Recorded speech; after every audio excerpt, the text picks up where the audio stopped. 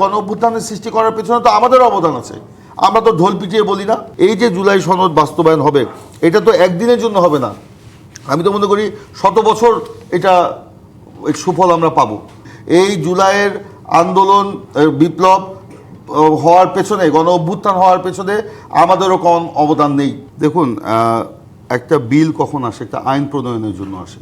সে আইনটা কি আপনার একটি মাত্র ইভেন্টের জন্য আসে, বা যেটা হয়ে গেছে সেটার জন্য আসে, নাকি সে আইনটা যেটা দিয়ে অধ্যাদেশ দিয়ে যে ইভেন্টটা হয়ে গেছে সেটার জন্য আসবে, ভবিষ্যতের জন্য আসবে? তো যে এই অধ্যাদেশ যেহেতু আইন করে কোনো কার্যকর, এই আইনকে কার্যকর আর হবে না, তো সেটা তো আর আইন প্রণয়ন করার কোনো প্রয়োজন নেই। তো গণভোট হয়েছে, আমরা তো অস্বীকার করছি না। যদিও গণভোটে প্রতারণা করা হয়েছে। প্রথমে আমরা একটু আমাদের এখানে আলোকপাত করলেন জাতীয় পার্টির নেতা, আমাদের অ্যাডভোকেট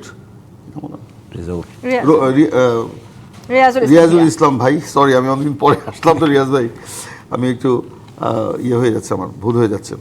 তো ওখানে একটু আলোকপাত করেছেন। যখন গণভোট বিষয়টা আসলো তখন কিন্তু আমরা এটা মেনে নিইনি, আমরা এটা বিরোধিতা করেছিলাম। কেন?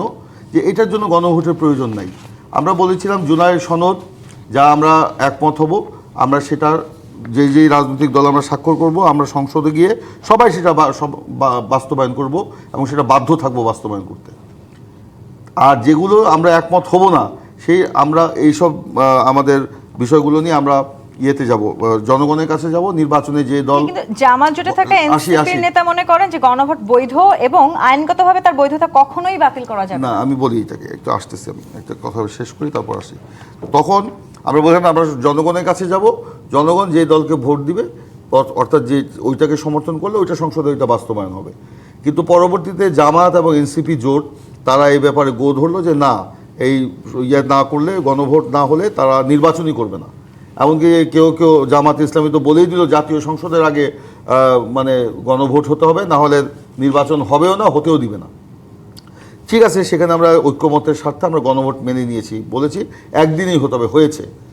কিন্তু সিদ্ধান্ত হয়েছে একদিনই হবে। কিন্তু এরপরে গিয়ে দেখা গেল জুলাই সনদ স্বাক্ষর হলো, গণভোটের সিদ্ধান্ত হলো, এরপরে গিয়ে একটা আদেশ জারি করা হলো। সেই আদেশের ব্যাপারে আমাদের কারোর সাথে কোনো আলোচনা করেনি। জামাত এবং এনসিপির প্রভাবিত হয়ে আলী রিয়াজ সাহেব এই ডক্টর মোহাম্মদ ইউনূসের সরকারকে দিয়ে এই কাজটি করিয়েছেন। 200-র বেশি সার্ভিস ও ফিচারে লেনদেনের সব বিকাশ অ্যাপে সম্ভব। তো সেটা তো আমরা মানতে বাধ্য না, তারপরে মেনেছি।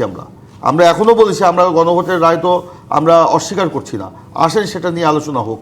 যেমন আজকে যে প্রস্তাবটা সংসদে আমাদের নেতা, বিএনপি স্থায়ী কমিটির সদস্য আপনার ডক্টর সালাউদ্দিন সাহেব দিয়েছেন, সেটা হলো সংবিধান সংশোধনের বিশেষ কমিটি। এই কমিটিতে বসে আমরা সেই জিনিসগুলো আলোচনা করবো এবং সেখানে একটা ঐক্যমতের ভিত্তিতে আমরা নিয়ে আসবো। রাজনৈতিক বিতর্ক না, রাজনৈতিক শুনেন, আজকে সরকার গঠন হলো কয়দিন হলো?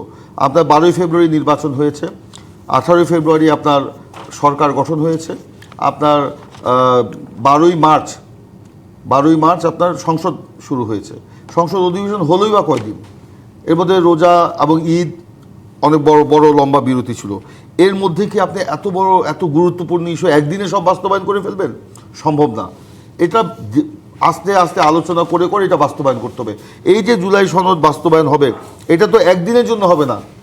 আমি তো মনে করি 100 বছর এটা সুফল আমরা পাবো।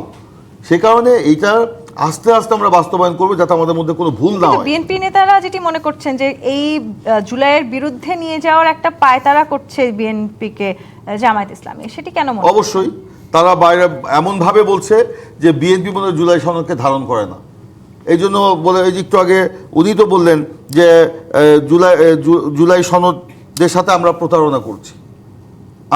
কি সালাউদ্দিন সাহেব বলেছেন যে জুলাই সনদ বিএনপির সাথে অন্তহীন প্রতারণার দলিল।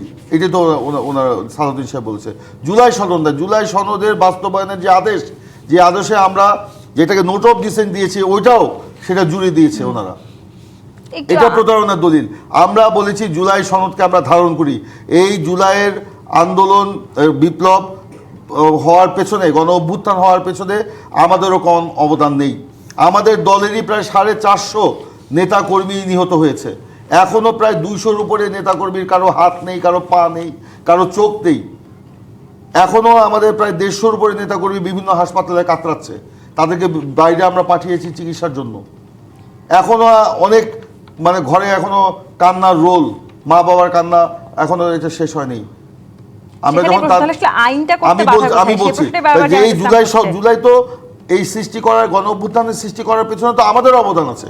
আমরা তো ঢোল পিটিয়ে বলি না যে আমাদের এই অভ্যুত্থান না হলে আপনারা এমপি হতে পারতেন না, আপনারা বিরোধী দলের নেতা হতে পারতেন না। ওনারা তো তখন নিষিদ্ধ ছিল। জামাতকে যখন নিষিদ্ধ করা হয়েছিল, কে সবার আগে প্রতিবাদ করেছিল? এই তারেক রহমান, বিএনপি। তারা জামাতকে নিষিদ্ধ করার পরে জামাত 7 লাইনের একটা বিবৃতি দিয়েছে, বিএনপি বিবৃতি ছিল 36 লাইনের। আসবো আপনার কাছে। সবচেয়ে বড় বিবৃতি দিয়ে এটা প্রতিবাদ করেছে। তো তাদের কাছ থেকে আমাদের যদি শুনতে হয় যে বিএনপি জুলাই অভ্যুত্থানকে দ্বিচারিত করছে, এটা থেকে দুঃখজনক আর কিছু হতে পারে না।